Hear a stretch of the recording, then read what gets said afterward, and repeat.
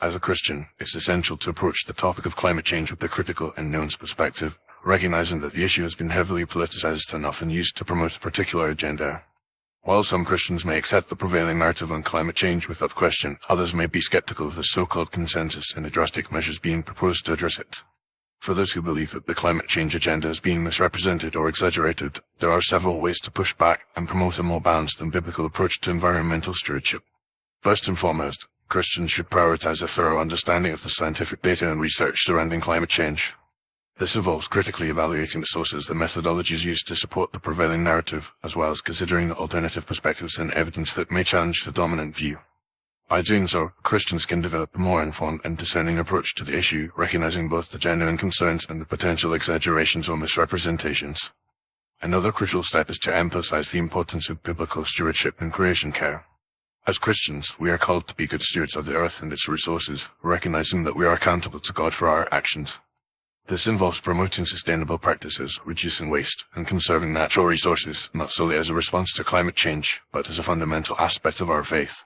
By focusing on biblical stewardship, Christians can help to reframe the conversation around environmental issues, shifting the emphasis from politically driven agendas to a more holistic and morally grounded approach.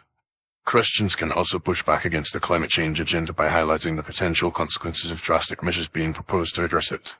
For example, many of the policies aimed at reducing carbon emissions and transitioning to renewable energy sources have significant economic and social implications, particularly for low-income and vulnerable communities.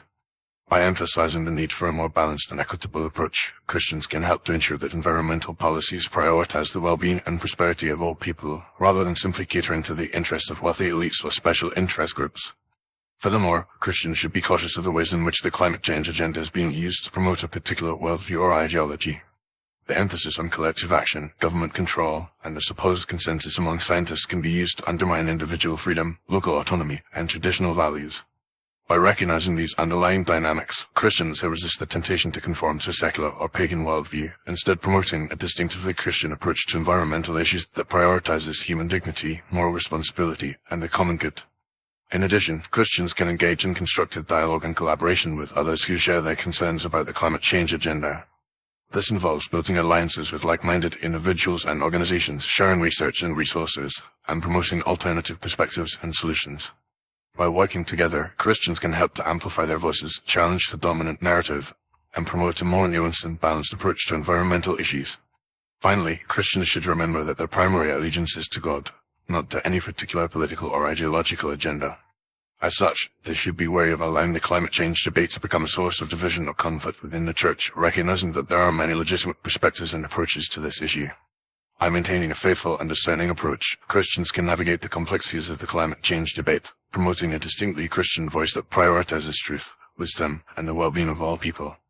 By doing so, they can help to reclaim the conversation around environmental issues, ensuring that it is guided by a biblical worldview and a commitment to the common good.